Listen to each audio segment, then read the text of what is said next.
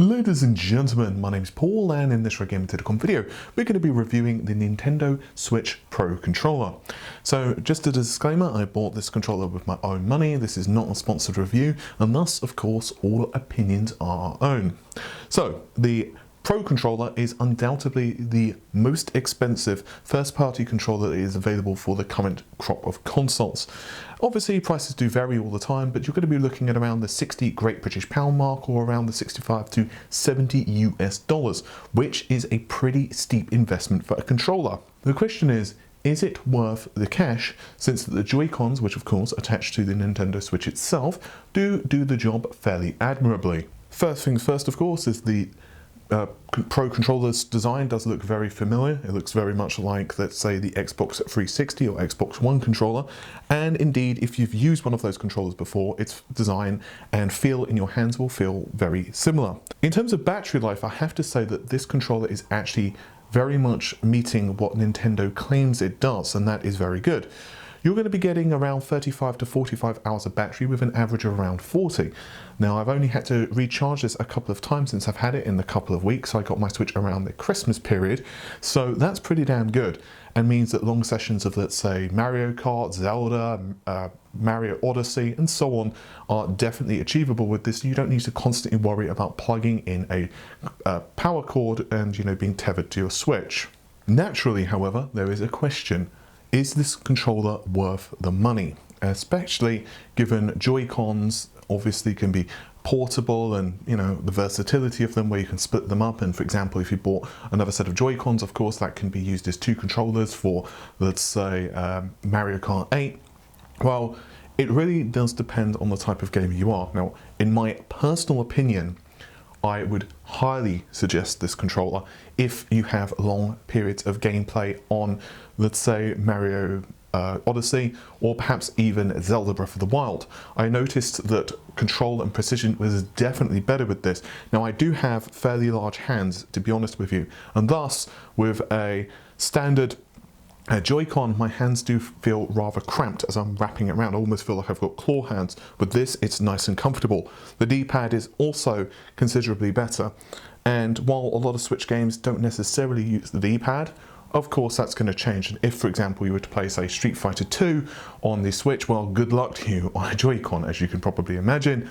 And now that we've heard Dark Souls Remaster has just been confirmed for the Nintendo Switch, and other games, of course, which do require the D-pad, for example, to change items or whatever on the fly, it is nice that you have a nice feeling D-pad that is responsive, and it just feels better. Analogs are absolutely amazing on this. The level of precision is fantastic, as is the 4 face buttons, that is Y, X, B and A. The only complaint I have with this controller, and it is a common complaint that I've heard from a few others as well, it's not terrible, so don't think like, there's a reason not to buy the controller. It is just something that you're gonna take maybe a day or two to acclimatize to, depending on your level of familiarity with like an Xbox 360 controller. And that is the bottom 2 buttons, the ZR and the ZL, do feel like they don't depress in quite as much as you would expect. They essentially are the same in terms of how deep they are when you're not really focusing, especially between, let's say, the R and the ZR. So if you're just kind of trying to play quickly and you're not familiar with the controller, you might notice that. Now, personally, it hasn't been a big deal for me. It took me, a couple of minutes to kind of acclimatize myself. However, some people have complained that if they're not familiar, once again, with, like, let's say, Xbox 360 controller, it might throw them off for a little bit, but that's kind of down to you. In terms of battery life, as I said, it's pretty damn stellar, 35 to 45 hours. But the other thing, of course, is you can simply plug in a USB-C and then charge that either via your Switch itself, or, for example, let's say you accidentally left your Switch around a friend's house, you can simply plug it in to any standard phone charger. We also need to touch on the fact that you can, of course, play this controller while it's wired, and that's where it differentiates itself from its cheaper brothers. So you can buy a wired version of this controller, but it does lack some of the features. For example, many of them don't have the motion controls, which is obviously a really big deal.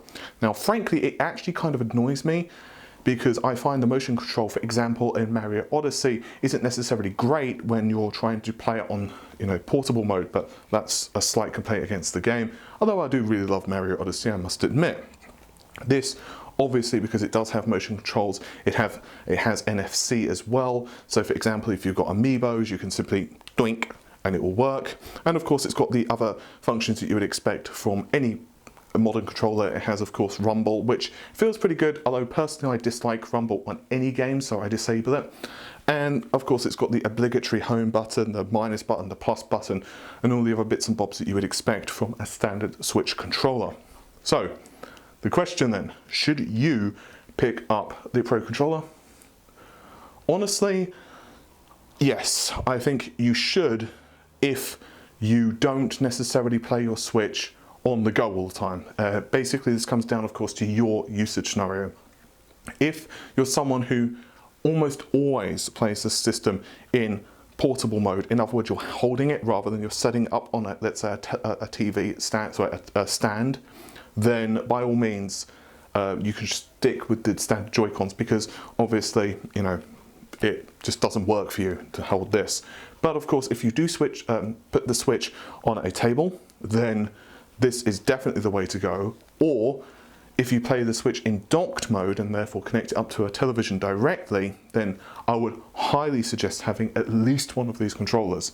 Yes, it is expensive, but you do get what you'll pay for. Now, there are a couple of other variants of this. For example, there's the Xenoblade version, and there is also the Splatoon 2 version. They are slightly more expensive, but in terms of feature set, they are identical. Now, I personally didn't want to cough up the extra cash, so I just went with the standard version, but obviously you do you.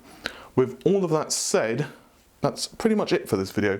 Hopefully you've enjoyed it. Take care of yourselves. Bye for now.